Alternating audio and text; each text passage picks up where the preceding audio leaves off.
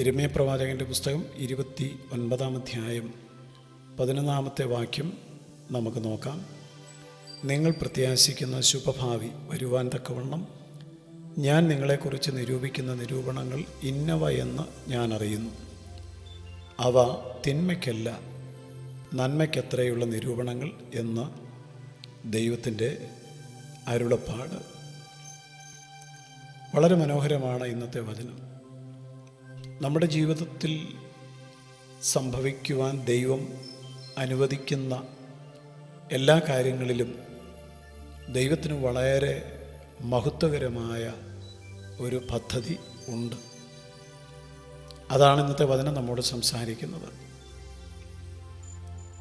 നമ്മുടെ പ്രാർത്ഥനകൾക്ക് മുമ്പിൽ ദൈവം നിശബ്ദമായിരിക്കുമ്പോൾ പോലും ദൈവത്തിൻ്റെ സ്നേഹമുള്ള ഒരു ഹൃദയം നമുക്ക് കാണുവാനായിട്ട് സാധിക്കും. വാസ്തവത്തിൽ നമ്മുടെ ജീവിതത്തിൽ വരുന്ന രോഗങ്ങൾ, വ്യാധികൾ, സാമ്പത്തിക ബുദ്ധിമുട്ടുകൾ, അപമാനങ്ങൾ, അപവാദ പ്രചരണങ്ങൾ, അങ്ങനെ പലവിധമായ പ്രശ്നങ്ങളാൽ ഈ ലോക ജീവിതം സുഖകരമല്ലാതെ പോകുവാൻ ദൈവം ചിലപ്പോൾ അനുവദിക്കാറുണ്ട്. അതിൻ്റെ കാരണം നാം ഓരോരുത്തരും നമ്മുടെ കഷ്ടതകളിൽ കൂടി ദൈവത്തിൻ്റെ അനുഗ്രഹം കൂടുതൽ പ്രാപിച്ച് ദൈവത്തെങ്കിലേക്ക് തിരിയണം എന്ന ദൈവത്തിൻ്റെ പദ്ധതിയാണ്. സാത്താൻ നമുക്കെതിരെ ചെയ്യുന്ന ദോഷങ്ങളെപ്പോലും തിന്മകളെ പോലും ദൈവം തൻ്റെ ഉദ്ദേശ നിവൃത്തിക്കായിട്ട് ഉപയോഗിക്കാറുണ്ട്. നാം ഈ ഭൂമിയിൽ ജീവിക്കുമ്പോൾ നമുക്ക് മനസ്സിലാക്കാൻ പറ്റാത്ത പല കാര്യങ്ങളുമുണ്ട്. വാസ്തവത്തിൽ നിത്യതയിൽ നാം ദൈവത്തെ മുഖാമുഖം കാണുന്ന സമയത്ത് മാത്രമേ നമുക്ക് ദൈവത്തിൻ്റെ പദ്ധതികളുടെ ആ പൂർണ്ണത മനസ്സിലാക്കുവാനായിട്ട് സാധിക്കുകയുള്ളൂ. നാം ദൈവിക സ്വഭാവത്തിൻ്റെ പങ്കുകാരായിട്ട് മാറണമെന്നാണ് ദൈവത്തിൻ്റെ ഏറ്റവും വലിയ ആഗ്രഹം. നമ്മൾ ശുദ്ധരായിട്ട്, ശുദ്ധീകരിക്കപ്പെട്ടവരായിട്ട്, ഹൃദയശുദ്ധിയുള്ളവരായിട്ട് ജീവിക്കുവാൻ വേണ്ടി ദൈവം കഷ്ടതകളെ ഉപയോഗിക്കുന്നു എന്നുള്ളതാണ് വചനം പഠിപ്പിക്കുന്നത്.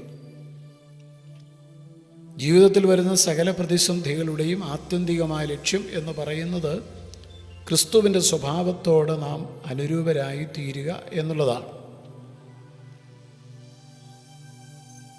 ഇതൊക്കെ നാം മനസ്സിലാക്കുകയും ക്രിസ്തുയേശുവിലുള്ള ആ ഭാവം നമ്മളിലും ഉണ്ടാകുവാൻ നാം സമർപ്പിച്ചു കൊടുക്കുകയും ചെയ്യണം.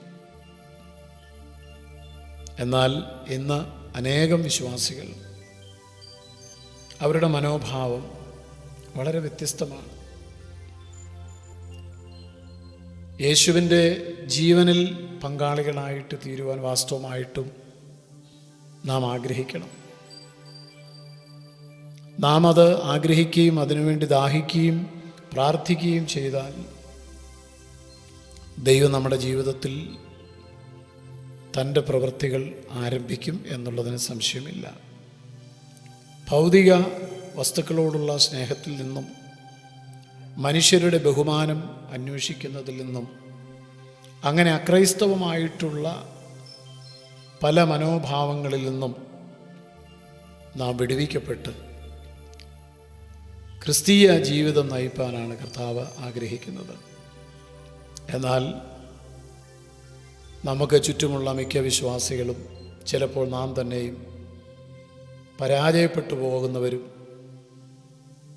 പരാജയപ്പെട്ട ഒരു ജീവിതം നയിക്കുന്നവരും അതിൽ തന്നെ സംതൃപ്തി അടയുന്നവരും ആയിപ്പോകുന്നത് എത്രയോ ദൗർഭാഗ്യകരമാണ്.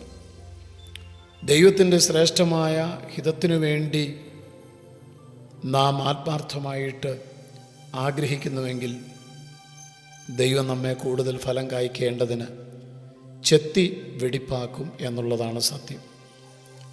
കായ്ക്കുന്നതൊക്കെയും അധിക ഫലം കായ്ക്കേണ്ടതിന് ചെത്തി വെടിപ്പാക്കുന്നു. നിരാശകളും നഷ്ടങ്ങളും മോഹഭംഗങ്ങളും അന്യായമായ വിമർശനങ്ങളും ഇതെല്ലാം നമ്മുടെ സ്വഭാവം കൂടുതൽ ക്രിസ്ത്യാനുരൂപമായിട്ട് മാറേണ്ടതിന് ദൈവം അനുവദിക്കുന്നു എന്നുള്ളത് നാം മനസ്സിലാക്കണം. ക്രിസ്തുവിൻ്റെ സമൃദ്ധമായ ജീവങ്കിലേക്കുള്ള വഴി ഇതാകും. നാം തകർക്കപ്പെടുന്നത് വഴി മാത്രമേ. നാം തകർക്കപ്പെടുക എന്ന് വെച്ചാൽ നമ്മിലെ സ്വയം, ഞാൻ എന്നുള്ള ഭാവം, എനിക്കെല്ലാം കഴിയും എന്നുള്ള ചിന്ത, ആ സ്വയം തകർക്കപ്പെടുന്നത് വഴി മാത്രമേ യേശുവിൻ്റെ സമൃദ്ധമായ ജീവൻ നമ്മിലേക്ക് പകരപ്പെടുകയുള്ളൂ.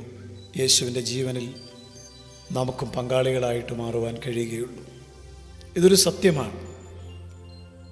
അല്ലാത്ത ആത്മീയ ജീവിതം എന്ന് പറയുന്നത് ആഴമുള്ളതല്ല. അത് അല്ല ദൈവം നമ്മിൽ നിന്ന് ആഗ്രഹിക്കുന്നത്. ആഴത്തിലുള്ള ആത്മീകമായ അനുഭവങ്ങൾ, ക്രിസ്തു എന്ന തലയോളം വളരുന്ന ഒരു ജീവിതം, ആത്മീക പക്വത പ്രാപിക്കുന്ന ഒരവസ്ഥ, ഈ സ്ഥിതിയിലേക്ക് നാം എത്തിച്ചേരണം എന്ന് ദൈവം ആഗ്രഹിക്കുന്നു. അതിനുവേണ്ടി നമുക്ക് പ്രാർത്ഥിക്കുവാൻ കർത്താവ് കൃപ നൽകട്ടെ. നമുക്കതിനുള്ള ആഗ്രഹം ഉണ്ടാകട്ടെ. ഇച്ഛിക്കുക എന്നതും പ്രവർത്തിക്കുക എന്നതും തിരുവുള്ളമുണ്ടായിട്ട് ദൈവം തന്നെയാണ്. നമ്മുടെ ഹൃദയത്തിൽ അങ്ങനെയുള്ള ആഗ്രഹം നൽകുന്നത് ദൈവമാണ്. കർത്താവായ ദൈവമേ, അവിടുത്തെ ജീവൻ ഞങ്ങളിലേക്ക് ഒഴുകേണ്ടതിന്, ഞങ്ങൾ ക്രിസ്തുവിൻ്റെ സ്വഭാവത്തോട് അനുരൂപപ്പെടേണ്ടതിന്, ഞങ്ങളുടെ ജീവിതത്തിൽ ദൈവം അനുവദിക്കുന്ന എല്ലാ കഷ്ടതകൾക്കും നന്ദി പറയുവാനും വിധേയപ്പെടുവാനും കൃപ നൽകണം എന്ന് പ്രാർത്ഥിക്കുന്നു. യേശു ക്രിസ്തുവിൻ നാമത്തിൽ തന്നെ ആമേൻ.